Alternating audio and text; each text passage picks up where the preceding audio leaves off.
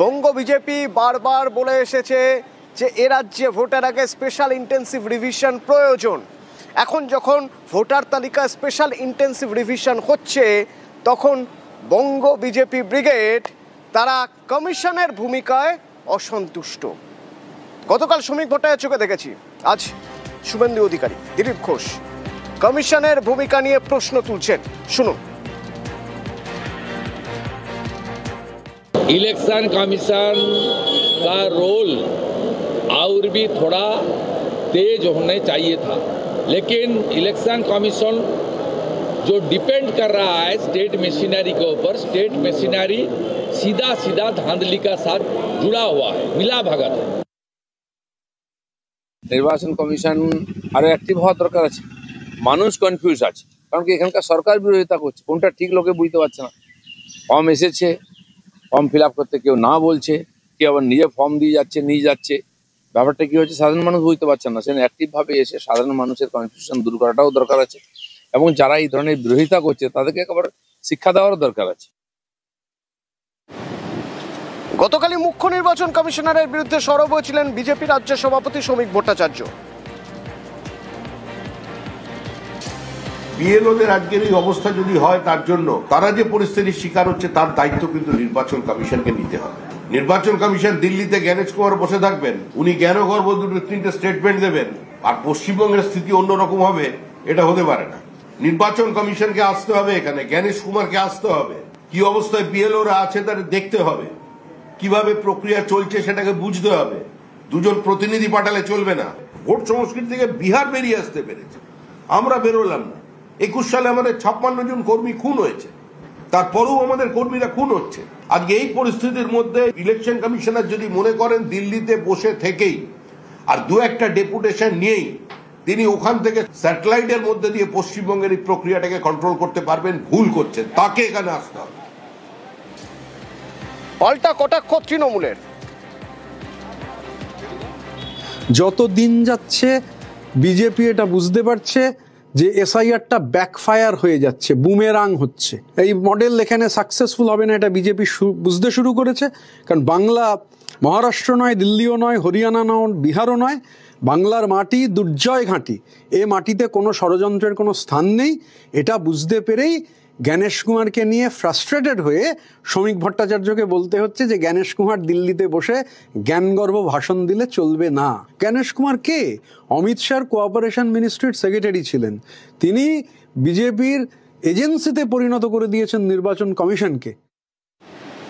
আর এদিকে special intensive revision যাতে আরো নিখুঁত হয়, আরো স্বচ্ছ হয়, তার জন্য তৎপর নির্বাচন কমিশন। এবার স্পেশাল রোল অবজারভার নিয়োগ করা হলো। এই স্পেশাল রোল অবজারভার হিসেবে কাকে অ্যাপয়েন্ট করা হয়েছে? না, প্রাক্তন রাজ্য সরকারি আধিকারিক সুব্রত গুপ্তকে নিয়োগ করা হয়েছে স্পেশাল রোল অবজারভার হিসেবে। এসআইআর প্রক্রিয়ায় এই স্পেশাল রোল অবজারভার নজর রাখবেন। আর ডিস্ট্রিক্ট অবজারভার এসআইআর চলাকালীন জেলায় জেলায় ইলেকটোরাল রোল অবজারভার।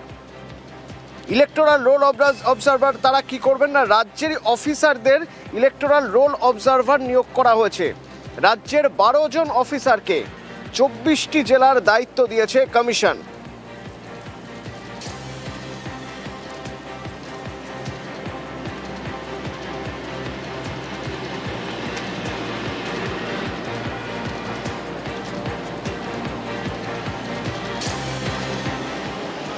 আরে স্পেশাল অবজারভার কেন? শুভেন্দু অধিকারীর দাবি জালিয়াতি ধরতেই স্পেশাল অবজারভার। যেভাবে স্পেশাল অবজারভার নিয়োগ করেছে, স্পেশাল অবজারভাররা ধরবে কি করেছে সব জানি আমরা। ওটিপি কাদের হাতে, ডাটা এন্ট্রি কিভাবে করেছে, কত মৃত বাংলাদেশি ফলস নাম তুলেছে, সব আমাদের কাছে তথ্য আছে। একটা একটা ধরে কাটাবো। এ তো সবে শুরু। 4 তারিখের পর থেকে হবে, 9 তারিখে ড্রাফট ভোটার লিস্ট হবে। অনেক লম্বা 2 মাসের লড়াই। আর ওদিকে কমিশনের কাজে রাজনৈতিকভাবে হস্তক্ষেপ করা হচ্ছে, অভিযোগ করছে তৃণমূল। জ্ঞানেশ কুমার কাজের কাজ কিছুই করছেন না, শুধু শুধু অনেক বাতেলা দিচ্ছেন, অনেক বক্তব্য রাখছেন। শুভেন্দু বাবুর কথাতেও সেটাই প্রমাণিত যে স্পেশাল অবজারভার না হলে হবে না এখানে। কিন্তু প্রশ্নটা হচ্ছে যে যে সমস্ত কাজে ইন্টারফেয়ার করার কে অধিকার দিল? শুভেন্দু বাবুদের। ইলেকশন কমিশন কাজ করছে, এখন তাদের নিজেদেরই কোন রকম ভরসা নেই ইলেকশন কমিশনের উপরে। সুতরাং এখন এদের হতাশার হাহাকার।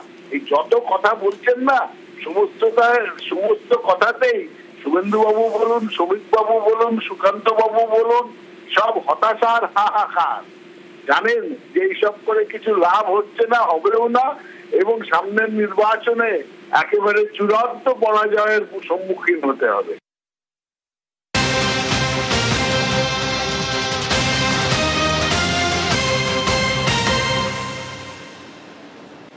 আর আজকে দিনভর সিইও দপ্তরে বৈঠক চলবে, আর এই বৈঠকে থাকবেন ওই যে স্পেশাল অবজারভার সুব্রত গুপ্ত, তিনিও থাকবেন।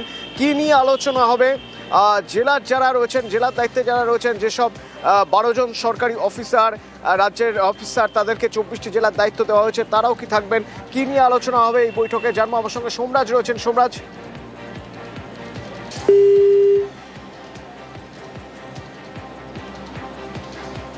সিইও মনোজ আগরওয়াল থাকবেন। বিকেল 4টে বৈঠক হবে জেলা শাসক ও ইআরওদের সঙ্গে।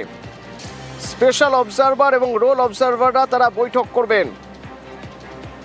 আজ দিনভর বিভিন্ন বৈঠক রয়েছে সিইও দপ্তরে, তার মধ্যে সবচেয়ে গুরুত্বপূর্ণ বৈঠক বিকেল 4টে জেলা শাসক আর ইআরওদের নিয়ে বৈঠক। সোমরাজ রয়েছে আমার সঙ্গে। সোমরাজ, কি নিয়ে কথা হবে এই বৈঠকে? প্রথমত গতকালই জাতীয় নির্বাচন কমিশনের প্রথমে নির্দেশ পাঠানো হয়েছিল স্পেশাল অবজারভার এবং electoral roll observer. Special roll observer হিসেবে রাজ্যের নির্বাচন অফিসার সুব্রত গুপ্তকে নিয়োগ করেছে জাতীয় নির্বাচন কমিশন। তিনি থাকবেন। 24টি জেলার জন্য 12 জন ইলেকটোরাল রোল অবজারভার নিয়োগ করা হয়েছে, তারা থাকবেন। মূলত তাদের নিয়ে ইসরায়েল নিয়ে বর্তমানে রাজ্যে কি পরিস্থিতি রয়েছে, এখনো পর্যন্ত কত এনামোরেশন ফর্ম আপলোড হয়েছে, ডিজিটাইজেশন হয়েছে, জেলায় জেলায় কেমন কাজ হচ্ছে, তা নিয়ে একটা পর্যালোচনা বৈঠক হবে দুপুর 12:30 থেকে। তারপর বিকেল 4টা থেকে জেলা শাসকদের নিয়ে একটা জরুরি বৈঠক হবে, কারণ জেলা শাসকরা মূলত এখনো পর্যন্ত কতটা ফর্ম আপলোড করতে পারলেন, কতটা ডিজিটাইজেশন করতে পারলেন, জেলায় জেলায় কি সমস্যা হচ্ছে, সার্বিক বিষয় নিয়ে পর্যালোচনা করা হবে। এবং তুমি জানো যে 9 তারিখ ড্রাফট রোল প্রকাশ হবে, এবং তারপরে জাতীয় নির্বাচন কমিশনের তরফে মূলত ক্লেম অ্যান্ড অবজেকশনের কাজ শুরু হবে এসআইআর প্রক্রিয়া নিয়ে। তো ক্লেম অ্যান্ড অবজেকশন প্রক্রিয়া নিয়েও কিভাবে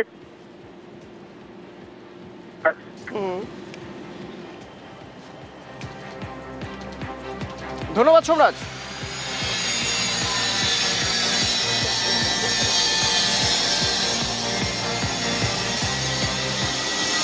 দিল্লিতে ঠান্ডা পড়ছে ধীরে ধীরে, কিন্তু এই ঠান্ডার মধ্যেও দিল্লির রাজনীতি গরম। তার কারণ সেই স্পেশাল ইন্টেন্সিভ রিভিশন ভোটার লিস্টে। নির্বাচন কমিশনের দপ্তরে তৃণমূলের প্রতিনিধি দল, সুর চড়ালো তৃণমূল। আমরা এসআইআর সম্পর্কিত বিষয়ে কাজ করতে গিয়ে যে সমস্ত পশ্চিমবঙ্গের ভোটারদের মৃত্যু হয়েছে এবং বিএলওদের মৃত্যু হয়েছে, সেইটার যখন লিস্টটা আমরা শতাব্দী রায় যখন ওনার হাতে, জ্ঞানেশ কুমারের হাতে দিচ্ছিলেন, তখনও জ্ঞানেশ কুমারের মুখে হাসি ছিল। তখন আমাদের তরফ থেকে বলা হয়েছে আমরা মানুষের মৃত্যু হয়েছে সেই ধরনের একটি গুরুত্বপূর্ণ বিষয়, গম্ভীর বিষয় নিয়ে কথা বলতে এসেছি, আপনি আপনার মুখ থেকে হাসিটি সরান, আমরা আপনার হাসি দেখতে আসিনি। Because of the SIR process, giving all the details, my colleague Ms. Shatabdi Roy handed over that list to him, and we started the meeting by telling him that Mr. Kumar and the Election Commission of India have blood on their hands. SIR voter তালিকার বিশেষ নিবিড় সংশোধন, এ নিয়ে সরগরম বাংলা। এবার এই SIR এর গরম রাজধানীতে। শুক্রবার মুখ্য নির্বাচন কমিশনার জ্ঞানেশ কুমারের সঙ্গে দেখা করেন তৃণমূলের 10 প্রতিনিধি। বৈঠক শেষে চড়া সুর তৃণমূল সাংসদদের।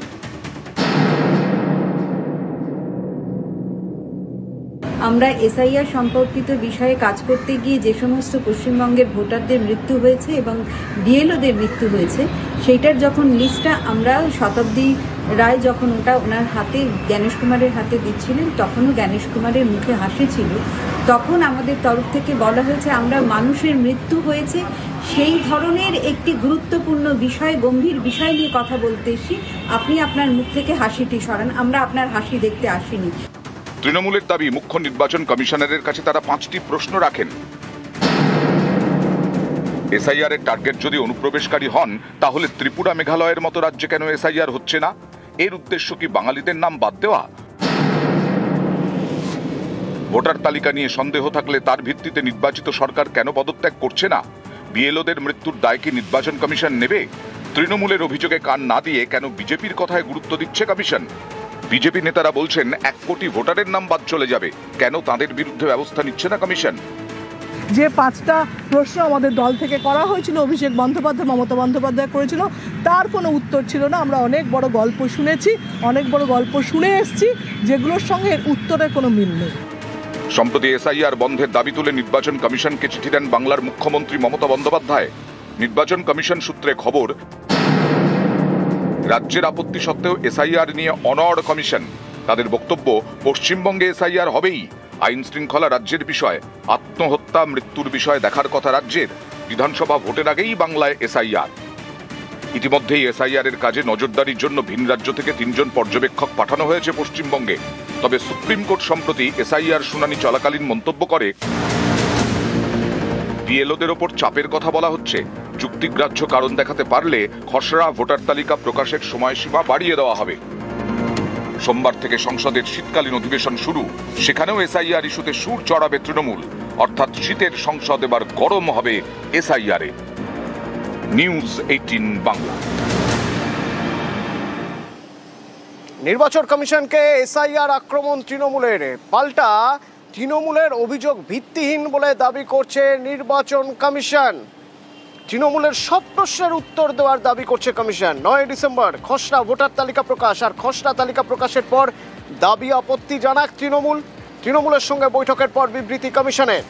মৃত ভুয়ো ভোটার নিয়ে বিএলওদের উপর চাপ না দেওয়ার বার্তা।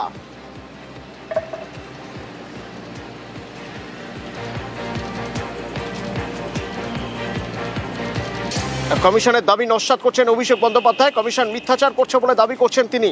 তৃণমূলের সঙ্গে বৈঠকের ফুটেজ প্রকাশের দাবি, আর ফুটেজ না দিলে কমিশনের অভিপ্রায় নিয়ে প্রশ্ন তুললেন অভিষেক। ফের তৃণমূলের পঞ্চবানের উত্তর দাবি করলেন অভিষেক বন্দ্যোপাধ্যায়। ভিডিও ফুটেজ দাবি প্রকাশের দাবি করছেন অভিষেক, আর সুকান্ত মজুমদার বলছেন এখতিয়ার থাকলে ভিডিও ফুটেজ প্রকাশ করবে কমিশন। কিসের ভিডিও উনি চাইছেন? ওনার কোন ভিডিও দরকার সেটা ভালো করে বললেই পারে। নির্বাচন কমিশনের যদি এখতিয়ারের মধ্যে থাকে সেটা দেবেন। কার কত দাম আমাদের জানা আছে, পুলিশ সরিয়ে দিলে বাড়ি থেকে বেরোতে পারবে না। হুগলিতে সাংগঠনিক বৈঠক বিজেপির, সেই বৈঠকে সেখানে বিজেপি রাজ্য সভাপতি শ্রমিক ভট্টাচার্য রয়েছেন, তার মাঝেও কর্মীদের বিক্ষোভ। দেখুন একবার।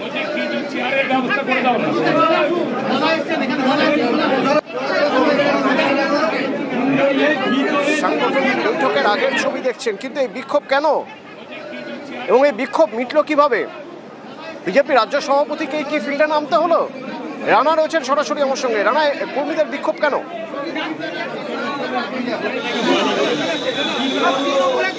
হ্যাঁ দেখো মদনু, যেটা হচ্ছে যে এই যে কর্মীরা যিনি বিক্ষোভ দেখাচ্ছেন তিনি মানে 4 নম্বর মণ্ডলের, সিঙ্গুর বিধানসভার 4 নম্বর মণ্ডলের সহসভাপতি ছিলেন রঞ্জিত দাস। তার মানে অভিযোগ, তিনি যেটা বিক্ষোভে যেটা মানে বলার সময় চিৎকার চেঁচামেচি করেন যে তাকে নাকি সভাকক্ষ থেকে বার করে দেওয়া হয়েছিল যেহেতু তিনি নাকি আমন্ত্রিত নন। একদমই তাই। বিজেপি সূত্র যেটা জানা যাচ্ছে, আজকে এই যে কর্মী বৈঠক ছিল একমাত্র জেলার যারা মানে মণ্ডলের সভাপতি ও বিএলএ যারা 2 মানে তাদেরকে নিয়ে, কিন্তু সেখানে তিনি উপস্থিত হয়েছিলেন।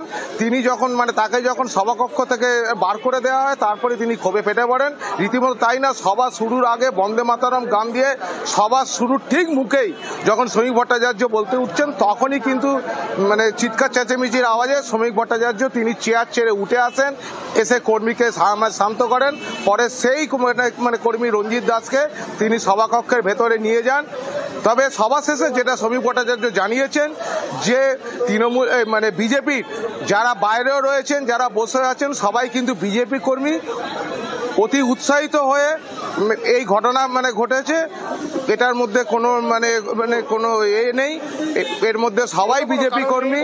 আজকে অতি ধন্যবাদ।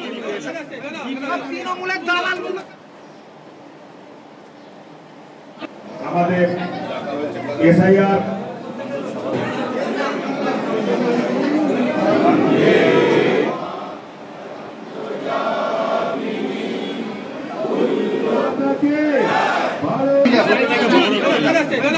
তৃণমূলের দালালগুলোকে থাকবে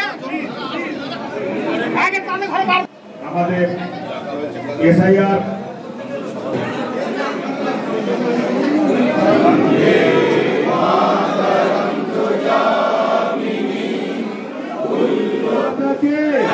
ভারত মাতাকে যার বসার জন্য আগ্রহ করা হচ্ছে আপনারা সকলে আসন গ্রহণ করুন। আমাদের এসআইআর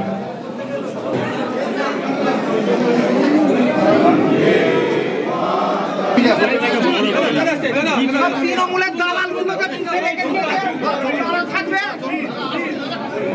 আগে তাদের ঘরে বার করা হোক।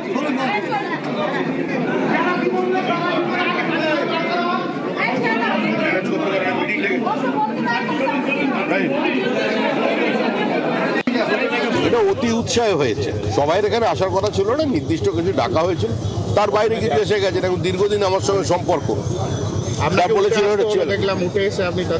সেটাই তো কাজ। যারা বসেছিলেন তারাও বিজেপি, যারা দাঁড়িয়েছিলেন তারাও বিজেপি। যিনি একজন বিক্ষুব্ধ ছিলেন উনি বলছিলেন কে কোনো বিক্ষুব্ধ না, বিজেপিতে কোনো বিজেপি ক্ষুব্ধ তৃণমূলের বিরুদ্ধে। আর ওদিকে মহেশতলায় বিজেপির গোষ্ঠীদ্বন্দ্ব প্রকাশ্যে, রাগারাগি ঝগড়া, তার মাঝে মুখে গরম চা ছুঁড়ে মারা হয়েছে নাকি অভিযোগ করা হচ্ছে।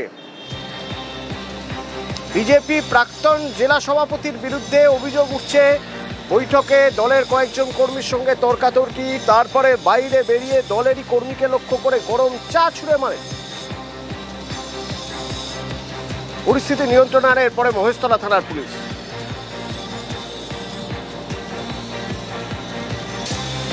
অভিজিৎ সর্দার সিকিউরিটি নিয়ে এসে আমাকে বলছে দেখে নেবো তোকে, 1 মাসের মধ্যে আমি এই করবো সেই করবো, এই করে হাতে একটা গরম চা ছিল, মানে পুরো আমার চোখের মধ্যে ছুঁড়ে মারল। আমার বুকে লাঠি উঁচুর লেগেছে, আগে থেকে তো টার্গেট তো থাকতেই পারে। আমার উপর কেন ওনার রাগ এত আমি সেটা উনিই বলতে পারেন। পুরো গরম চাটা পুরো যখন চোখে দিয়েছে, আমি পুরো সেই সময়ের মধ্যে কিছু দেখতে পাচ্ছিলাম, চোখ মুখ জ্বালা পড়ছে আর ধোঁয়াশা দেখছি। ওখানে আমাদের ছেলেদের, বিজেপির যারা পুরনো ছেলে যারা ঢুকেছিল তাদেরকে মারধর করে, ভিতরে একজনকে মেরেছে আর বাইরে একে মেরেছে, একে গরম জল ঢেলে দেওয়ার পর চা ঢেলে দিয়েছে। মনুষ্যত্ব জ্ঞান ওনার তো নেই, উনি হতে পারে জেলা প্রেসিডেন্ট, কি দিয়ে হয়েছে, কিভাবে হয়েছে, সংগঠন একদম নষ্ট করার চেষ্টা করছে এরা। এই যে যার বিরুদ্ধে অভিযোগ গরম চা ছোড়ার, বিজেপি প্রাক্তন বিজেপি জেলা সভাপতির সঙ্গে আমরা ফোনে যোগাযোগ করার চেষ্টা করেছি, কিন্তু তিনি ফোন ধরেননি।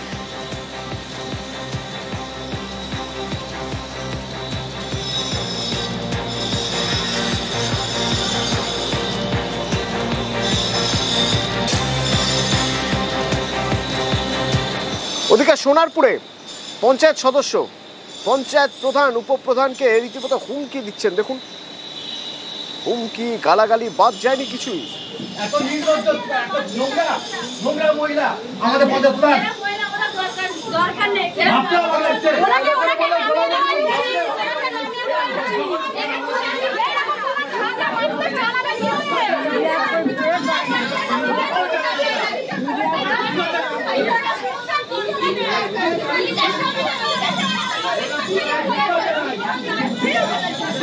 অর্পণ সরাসরি আমার সঙ্গে রয়েছেন। অর্পণ, কেন কেন এই এই জটিলতা, এই ঝগড়া, মারামারি, হুমকি, হ্যাঁ কেন?